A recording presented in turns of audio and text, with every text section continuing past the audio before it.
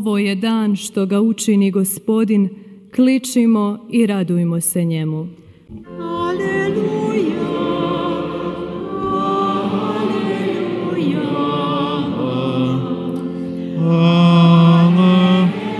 aleluja. Gospodin s vama. Čitanje Svetog Evanđelja po Ivanu. Slava tebi, Gospodine. U ono vrijeme Isus se ponovno očitova učenicima na Tiberijadskom moru. Očitova se ovako. Bijahu zajedno Šimun Petar, Toma zvani Blizanac, Natanael iz Kane Galilejske, zatim Zebedejevi i još druga dva njegova učenika. Kaže im Šimun Petar: idem ribariti. Rekoše: idemo i mi s tobom. Izađoše i uđoše u lađu, ali te noći ne uloviše ništa. Kad je već svanulo, stade Isus na kraju, a učenici nisu znali da je to Isus. Kaže im Isus: dječice, imate li što za prismok? Odgovoriše mu: nemamo. A on im reče: bacite mrežu na desnu stranu lađe i naći ćete. Baciše oni i više je ne mogoše izvući od mnoštva ribe. Tada onaj učenik kojega je Isus ljubio kaže Petru: Gospodin je. Kad je Šimun Petar čuo da je to Gospodin, pripaše si gornju haljinu jer bijaše gol, te se baci u more. Ostali učenici dođoše s lađicom, vukući mrežu s ribom, jer ne bijahu daleko od kraja, samo kojih 200 lakata. Kad iziđu na kraj, ugledaju pripravljenu žeravicu i na njoj postavljenu ribu i kruh. Kaže im Isus: donesite riba što ih sada uloviste. Na to se Šimun Petar popne i izvuče na kraj mrežu punu velikih riba, 153. I premda ih je toliko bilo, mreža se ne raskinu. Kaže im Isus: hajde, doručkujte. I nitko se od učenika ne usudi upitati ga: tko si ti? Znali su da je Gospodin. Isus pristupi, uze kruh i dade im, a tako i ribu. To se već 3. put očitova Isus učenicima, pošto uskrsnu od mrtvih. Riječ Gospodnja. Slava tebi, Kriste.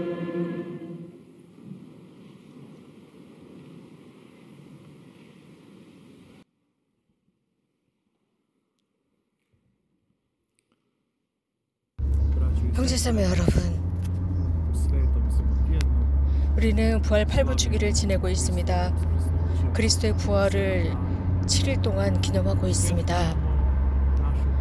우리는 우리의 파스쿠아를 지내고 있습니다. 즉, 주님께서 죽음의 문을 통과하신 것처럼 우리도 그것을 통과하고 있습니다. 순환과 무덤과 부활, 승리입니다.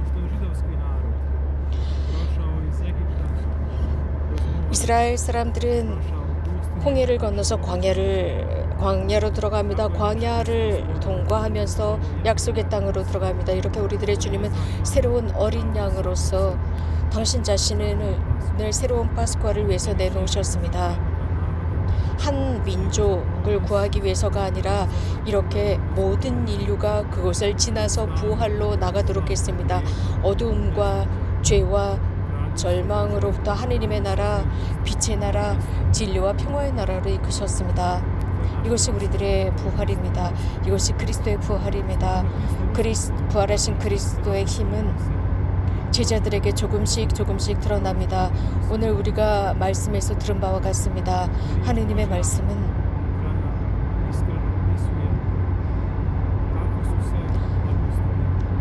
사도들이 느꼈던 감정들을 정확하게 표현하고 있습니다. 그들이 어떻게 행동했는지를 보여주고 있습니다.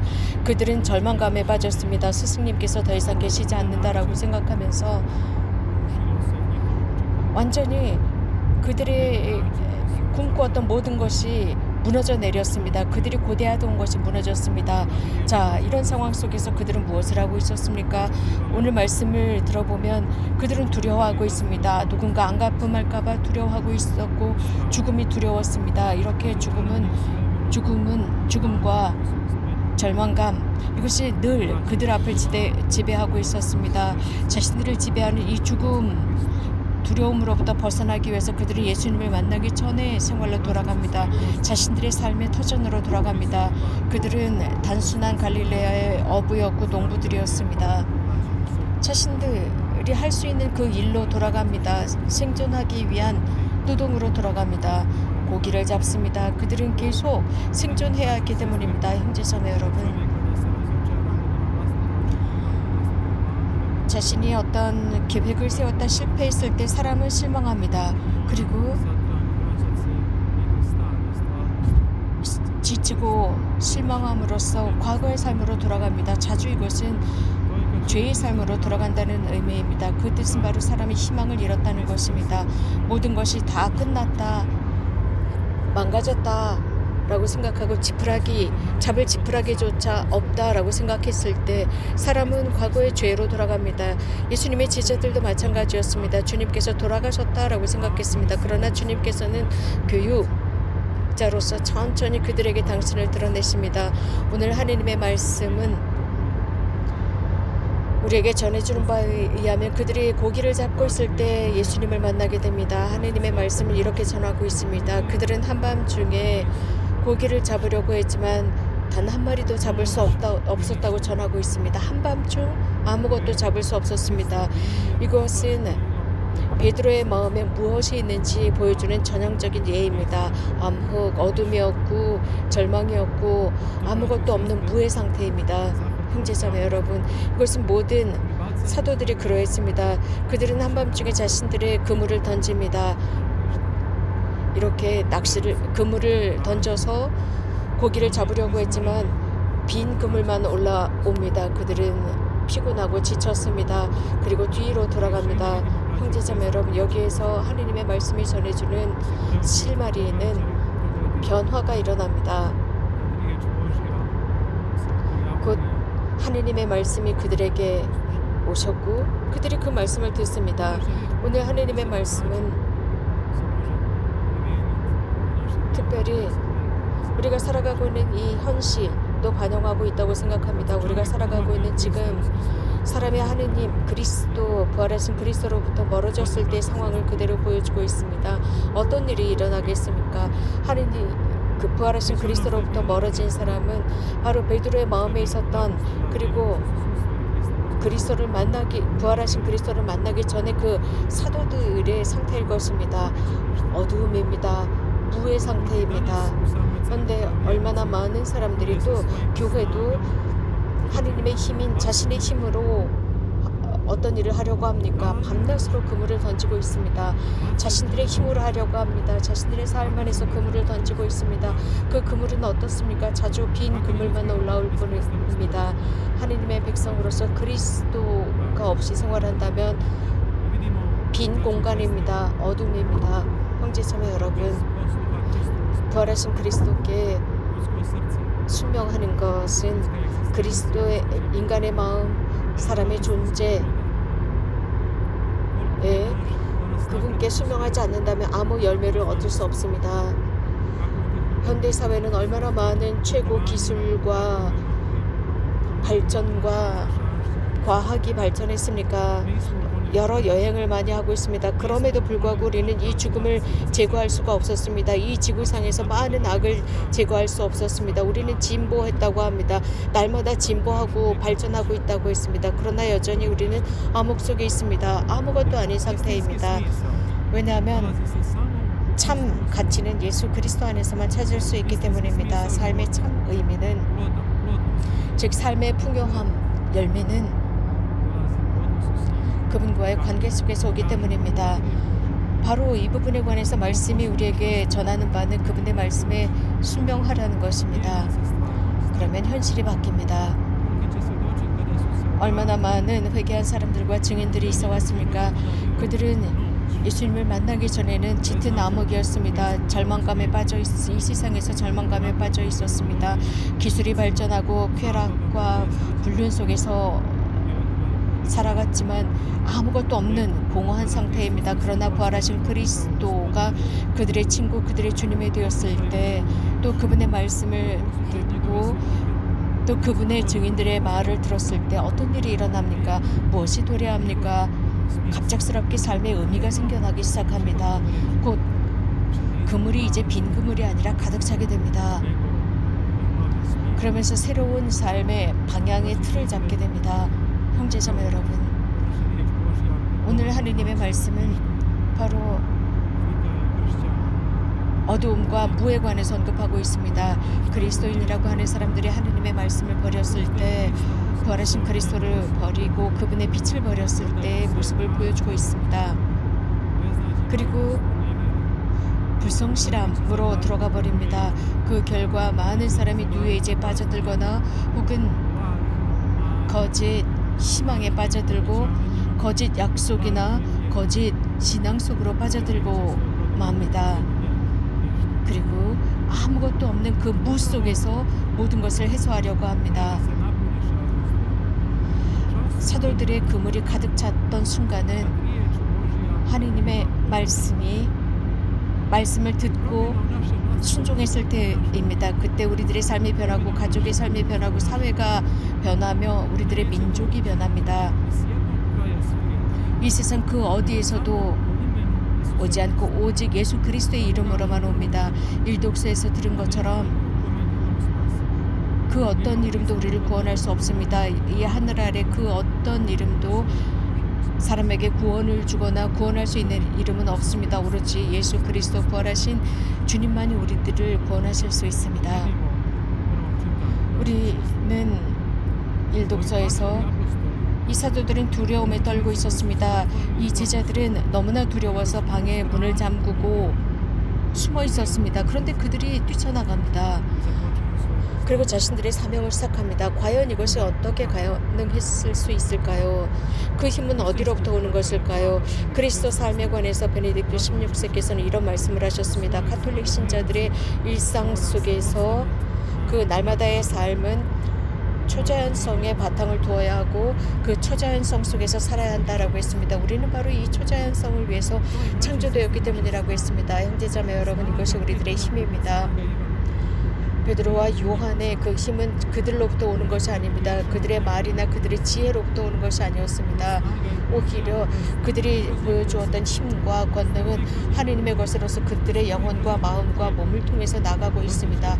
그리고 사람들에게까지 가고 그들을 치유하고 자유롭게 합니다. 그들의 힘이 아니었습니다. 성령과 일치했을 때 가능했습니다.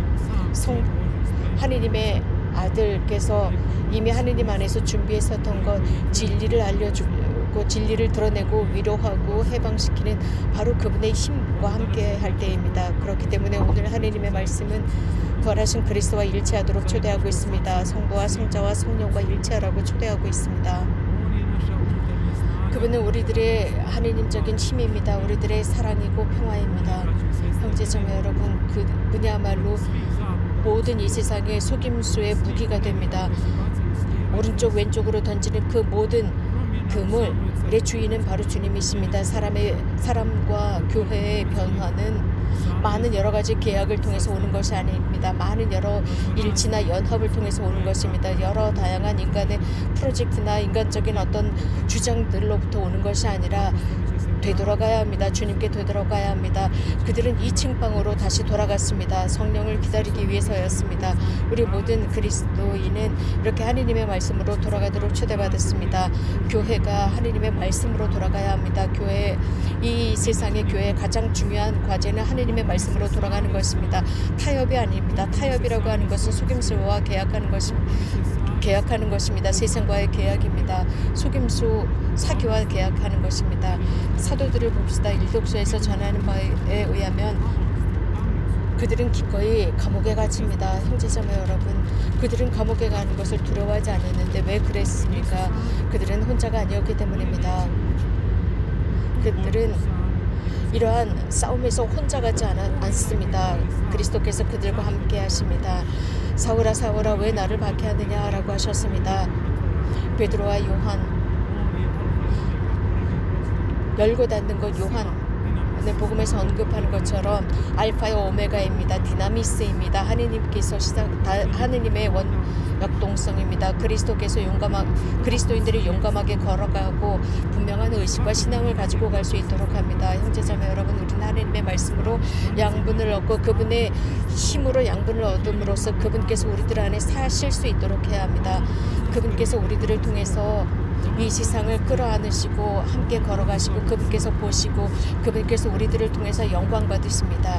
우리들을 통해서 고통 받으십니다. 누구든지 그리스도를 따라가는 사람은 제자들처럼 축복과 힘을 받을 것입니다. 또한 박해도 받게 될 것입니다. 하나님께서는 십자가로부터 해방시키지 않습니다. 우리가 앞으로 지게 될 짐으로부터 해방시키지 않습니다. 형제자매 여러분, 하나님은 우리와 이러한 투쟁 속에서 우리와 함께 하십니다. 하나님께서 물과 불이 우리들에게 덮칠지라도 우리들 곁에 계십니다. 우리들에게 평화를 주시고 힘을 주시고 그분의 기쁨을 주십니다. 심지어 고통 속에서도 초대 그리스도교 공동체처럼 이 신앙에 굳건한 힘을 주십니다. 이 교회는 인간이 발명한 것이 아니라 위로부터 오는 은총입니다.